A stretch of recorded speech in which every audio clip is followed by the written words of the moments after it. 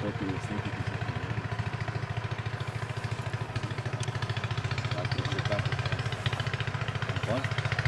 Samo vse verbalne komunikacijske sposobnosti. Da so pa predstavljeni.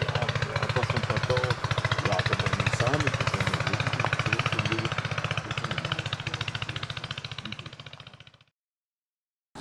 Ja, nahajamo se v nasadu hrušk, ki je seveda vključen v ta projekt EIP.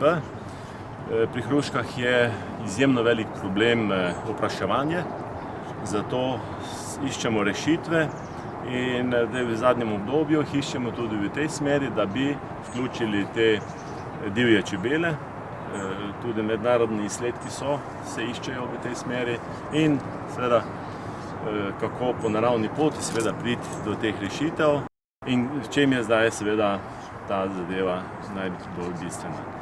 Absolutno so te naše Apis mellifera, krajinska čebela, absolutno seveda primerna opraševalka, ampak težava pri hruški je v tem, da je v času cvetenja hrušk običajno ali pa velikokrat nizka temperatura, hruške oziroma čebele pri nizkih temperaturah ne letijo in nimamo praktično opraševalcev. Cilj tega projekta pa je seveda prenos vseh teh izsledkov v širšo prakso.